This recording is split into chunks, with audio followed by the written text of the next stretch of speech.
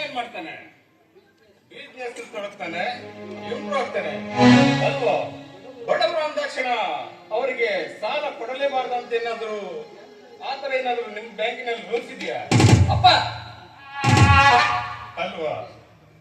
ಪಾಪ ಆತನು ಕೂಡ ಈ ಭೂಮಿಯ ಮೇಲೆ ಬದುಕಿಗೋಸ್ಕರ ಏನಾದ್ರೂ ಮಾಡಲೇಬೇಕು ಅನ್ಕೊಂಡಿದ್ದಾರೆ. ಅದಕ್ಕೆ ನೀವೇಕೆ ಕೊಕ್ಕೆ ಆಗ್ತಿದೆ ಅದಕ್ಕೆ ನೋಡಿ.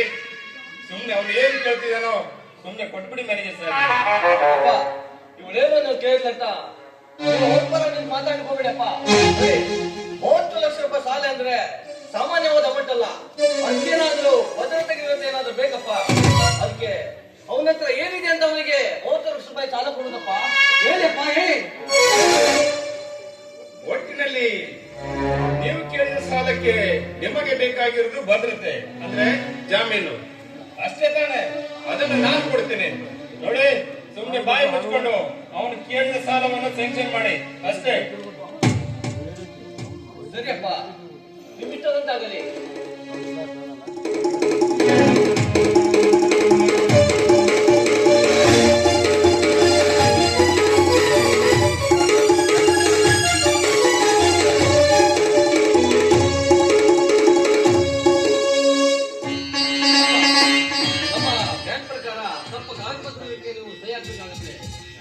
ಅಥವಾ ಇಲ್ಲೇ ಹಾಕ್ತೀರಾ ಅಥವಾ ಬ್ಯಾಂಕಿಗೆ ಬಂದು ಹಾಕ್ತೀರಾ?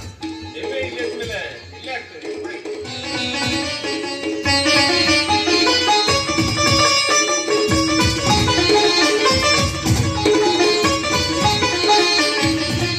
ಸರಿಯಪ್ಪ, ನಾನೇನು ಬರುತ್ತೇನೆ.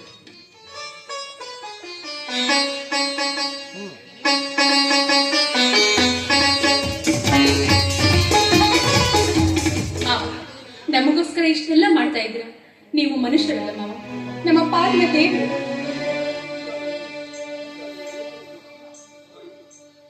ನೋಡಿ ಮಾವ, ಈಗಾಗ್ಲೇ ಈ ದೇಶದಲ್ಲಿ ಬಡವರು ಸಿಕ್ಕಾಪಟ್ಟೆ ಬಿಟ್ಟಿದ್ದಾರೆ. ಅಂಥದ್ರಲ್ಲಿ ನಿಮ್ಮಂತ ಶ್ರೀಮಂತರು ನಮ್ಮಂತ ಬಡವರನ್ನ ಕಸಗಿಂತ ಕೀಳಾಗಿ ನೋಡುವ ಪರಿಸ್ಥಿತಿಯಲ್ಲಿ ನೀವು ಮಾತ್ರ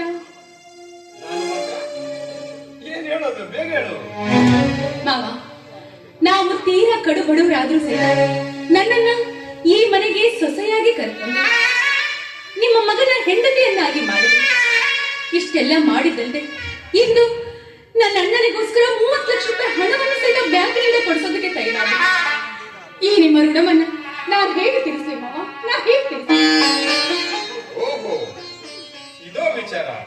ಸರಿ, ಈಗಾಗಲೇ ನಾನು ನಿನ್ನ ತಲೆ ಮೇಲೆ ಹೊರಿಸಿದ ಋಣಭಾರವನ್ನು ಇಳಿಸಬೇಕೆಂದರೆ ನಿನಗೆ ಒಂದು ಸುಲಭವಾದ ಮಾರ್ಗವಿದೆ.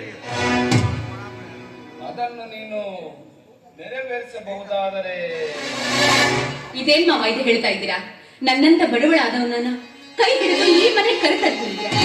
ಅಂದ ಮೇಲೆ ನೀವು ನನಗೆ ನೆರವೇರಿಸುವಂತ ಹೇಳಬಾರ್ದು, ಆಜ್ಞೆ ಮಾಡ್ಬೇಕು. ಹೇಳಿ ಮಾವ, ಅದ್ಯಾವ ಮಾತು ಅಂತ ಹೇಳಿದ್ರೆ ನೀನು ನನ್ನ ಆಸೆ ಈಡೇರಿಸುವೆ ಅಂದ ಮೇಲೆ ಸಾಮಾನ್ಯ ಇದೇನ್ ಮಾಡ್ತಾ ಇದ್ದೀರಾ ಮಾವ ನೀವು? ಇದೇ ಸತ್ಯ. ನೋಡು ಚಿನ್ನ, ಆವತ್ತು ಜಾತ್ರೆಯಲ್ಲಿ ನನ್ನ ಮಗ ಸಿದ್ಧಾರ್ಥ್ ನಿನ್ನನ್ನು ನೋಡಿದಾಗ ಮದುವೆಯಾಗುವುದಾದರೆ ನಿನ್ನನ್ನೇ ಮದುವೆಯಾಗುತ್ತೇನೆ ಅಂತ ಹಠ ಹಿಡಿದ ಸಂದರ್ಭದಲ್ಲಿ ನಾನು ನಿಮ್ಮ ಮನೆತನದ ಬಗ್ಗೆ ವಿಚಾರಿಸಿದಾಗ ನಿಮ್ಮ ಕುಟುಂಬ ತೀರಾ ನಿರ್ಗತಿಕರು, ಪೂರ ಬಡವರು ಅನ್ನೋದು ಸತ್ಯ ನನಗೆ ಆವತ್ತೇ ಗೊತ್ತಾಯ್ತು. ಆವತ್ತೇ ಗೊತ್ತಾಗಿದ್ರೆ ನಿಮ್ಮ ಮಗನಿಗೆ ನೀವೇ ಹೇಳ್ಬೋದಿತ್ತಲ್ವಾ? ಹೇಳಬಹುದಿತ್ತಲ್ಲ. ಸರಿ, ಅದನ್ನು ಕೇಳಿಸಿಕೊಳ್ಳುವ ತಾಳ್ಮೆ ನನ್ನ ಮಗನಿಗಿರಲಿಲ್ಲ.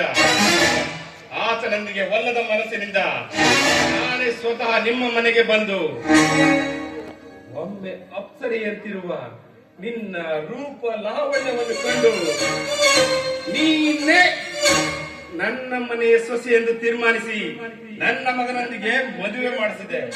ನಿನ್ನನ್ನು ನನ್ನ ಮನೆಯ ಸೊಸೆಯನ್ನಾಗಿ ತುಂಬಿಸಿಕೊಂಡೆ. ಅಷ್ಟೇ ಅಲ್ಲ, ಇವತ್ತಿಗೂ ಕೂಡ ನಿನ್ನ ಗಂಡನ ಬ್ಯಾಂಕಿನಲ್ಲಿ ನಿನ್ನ ಅಣ್ಣನಿಗೆ 30 ಲಕ್ಷ ರೂಪಾಯಿ ಸಾಲಕ್ಕೆ ರೆಕಮೆಂಡ್ ಮಾಡಿದ್ದು ಯಾಕೆಂದು ಬಲ್ಲಿಯ ಕಾರಣಕ್ಕೋಸ್ಕರ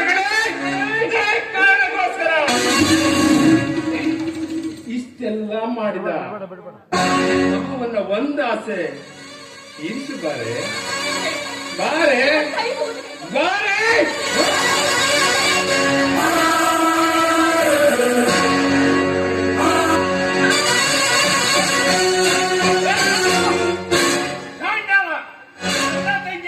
ನೀನು ಬಲಾತ್ಕಾರ ಮಾಡ್ತೀನೋ ಯಾವನು ನೀನು?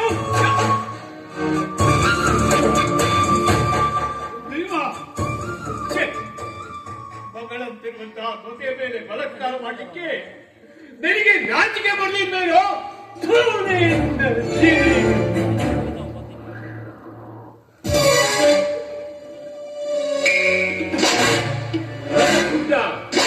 ಉಗುಳ್ತೀನೋ ನನ್ನ ಮೇಲೆ ಉಗುಳ್ತೀನೋ? ನೀನು ನಿನ್ನ ತಂಗಿ ನಿನ್ನ ಕುಟುಂಬ ನಿರಂತರ ತಪಸ್ಸು ಮಾಡಿದರು ಸಿಗಲಾರದಂತ ಒಬ್ಬ ಶ್ರೀಮಂತರ ಮಗನೊಂದಿಗೆ ಈ ಬಡ ಭಿಕಾರಿಯನ್ನು ತಂದು ಮದುವೆ ಮಾಡಿಸಿದ್ದಕ್ಕೆ ನೀನಾಗಿಯೇ ಬಂದು ನಿನ್ನ ತಂಗಿಯನ್ನು ನನಗೆ ಒಪ್ಪಿಸುವ ಬದಲು ನನ್ನ ಮುಖಕ್ಕೆ ಉಗುಳುವಷ್ಟು ಧೈರ್ಯವಿದೆ ನನಗೆ.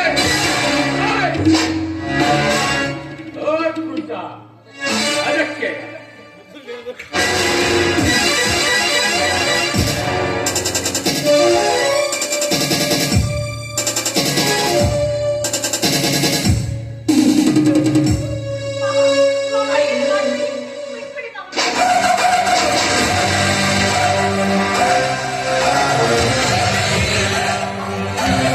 ನಿನ್ನ ಮುಂದೆನೆ ಈ ನಿನ್ನ ತಂಗಿಯ ಚೀಲವನ್ನು ನಿನ್ನ ಮುಂದೆನೆ ಸರಿಯಿದೆ.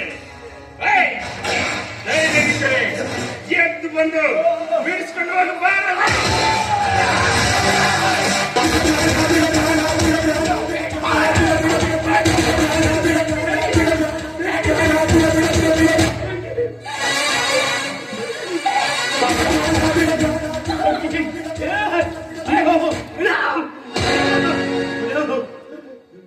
ಸಾಧ್ಯವಿಲ್ಲ ಸಾಧ್ಯವಿಲ್ಲ.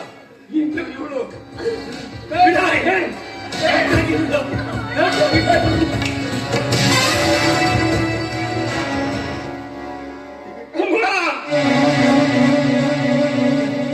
ಲಕ್ಷ್ಮಿ ಏನಾಯ್ತು? ಏನಾಯ್ತು? ಬನ್ನಿ, ಬನ್ನಿ, ಕುಳಿತುಕೊಳ್ಳಿ.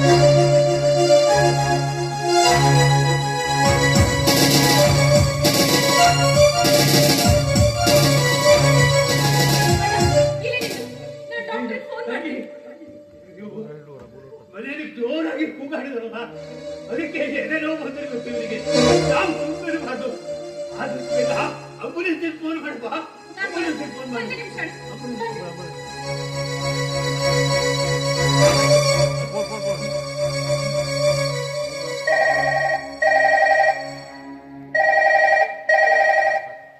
ಹಲೋ ಹಲೋ ಡಾಕ್ಟ್ರೆ, ನಾನು ಈ ಮನೆ ಹಿರಿಸೊಸೆ. ಹೌದು, ನಾನೇ ಮಾತಾಡ್ತಾ ಇದ್ದೀನಿ. ಮಾವನವರಿಗೆ ತುಂಬಾ ಎದೆ ನೋವ್ತಾ ಇದೆ. ದಯವಿಟ್ಟು ಆಂಬುಲೆನ್ಸ್ ಕಳಿಸಿ. ಬೇಗ ಕಳಿಸ್ಬಿಡಿ.